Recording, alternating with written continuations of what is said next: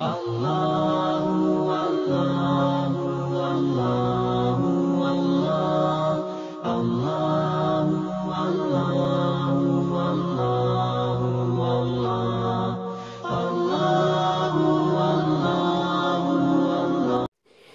اللہ الرحمن الرحیم وأعدوا لهم ما استطعتم من قوة ومن رباط الخيل ترهبون به عدو الله وعدوكم وآخرين من دونهم قال الله تعالى أذن للذين يقاتلون بأنهم ظلموا۔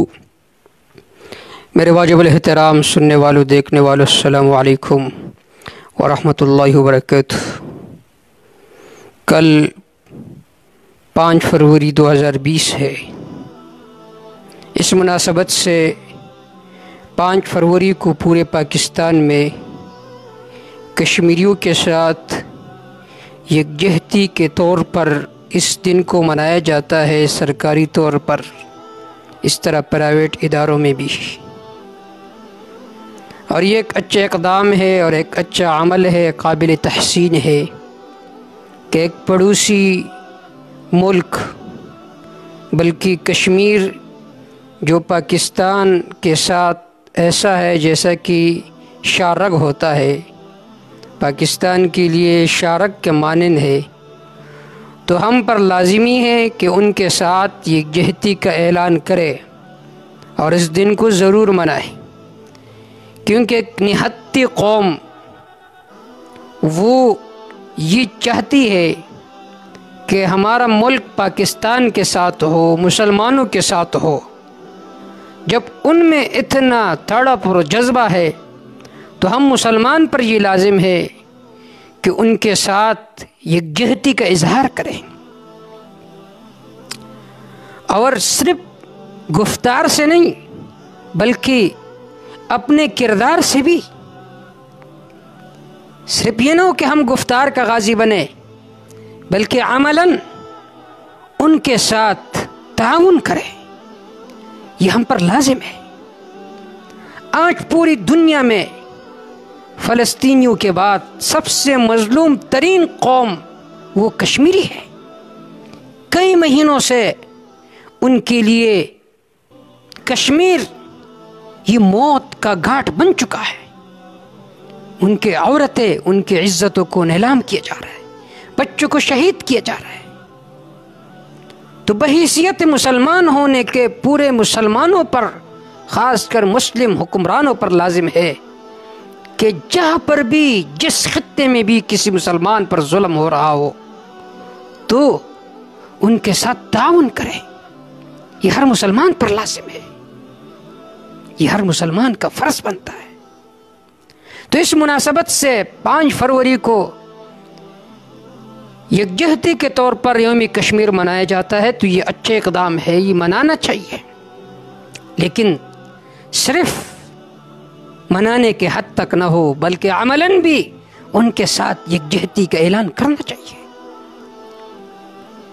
آپ اگر مطالعہ کریں مسلم حکمران، ان کی سیرت کو دیکھیں، معتصم باللہ ایک ایسا بادشاہ گزرا تھا جن کی زندگی تعیش میں گزر رہی تھی، لیکن جب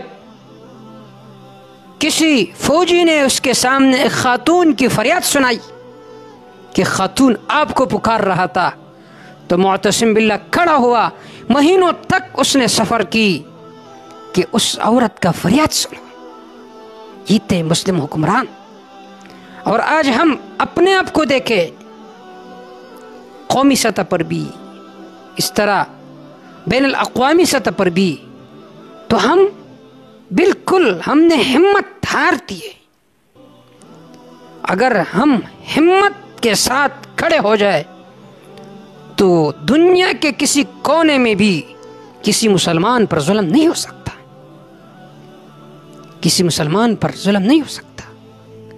آج جو کشمیریوں پر ظلم ہو رہا ہے، ان کو قید کیا گیا، ان پر ظلم ڈھائے جا رہے ہیں، یہ کیوں؟ کیونکہ ہمارے اندر جو ایمان ہے وہ ختم ہو چکا ہے۔ رسمی طور پر تو ہم مومن ہیں، لیکن حقیقی معنوں میں اگر ہم مومن ہوتے تو اللہ رب العزت کے ارشاد ہے وَأَنْتُمُ الْأَعْلَوْنَ إِن كُنتُم مُؤْمِنِينَ، تم غالب رہو گے اگر واقعی تم مومن ہو، اگر ایمان کے مقتضیات پر تم عمل کرو گے تو تم ہمیشہ غالب رہو گے۔ اسی وجہ سے تو علامہ اقبال رحمہ اللہ نے بھی اس منظر کی منظر کشی فرمائی، فرمایا فضائے بدر پیدا کر، فرشتے تیری نصرت کو اتر سکتے ہیں گردوں سے قطار اندر قطارت بھی۔ آج بھی اگر پاکستانی مسلمان، عربی مسلمان، خلیج میں جتنے لوگ رہتے ہیں وہاں کے مسلمان اپنے اندر ایمانی طاقت پیدا کرے تو دنیا کے کسی کونے میں بھی مسلمان پر ظلم نہیں ہو سکتا۔ تو یہ جو اقدام ہے اچھا اقدام ہے، ہم انہیں تحسین پیش کرتے ہیں۔ پاکستان میں جتنے بھی رہنے والے ہیں، سرکاری ادارے ہیں، پرائیویٹ ادارے ہیں، کہ کشمیریوں کے ساتھ یکجہتی کے طور پر اس دن کو منایا جاتا ہے اور منانا چاہیے۔ ایک پڑوسی ملک، بلکہ ملک بھی نہیں ہے، وہ تو کہہ رہے کہ ہم پاکستان کا حصہ ہے، جب وہ اپنے آپ کو پاکستان کا حصہ سمجھتے ہیں تو ہم پر فرض بنتا ہے کہ تحریری طور پر، تقریری طور پر، عملی طور پر ان کا ساتھ دے۔ اللہ تعالیٰ اس ظلم سے، اس استبداد سے کشمیریوں کو نجات عطا فرمائے، اور پوری دنیا کے جس کونے میں بھی مسلمان پر ظلم ہو رہا ہو، اللہ ان سب کو نجات عطا فرمائے اور مسلمانوں کے اندر ہمت پیدا فرمائے، اور جو لوگ بھی ظالم کے قید میں ہے اللہ تعالیٰ ان کو چھٹکارا نصیب فرمائے۔ وما توفیقی الا باللہ، علیہ توکلت و الیہ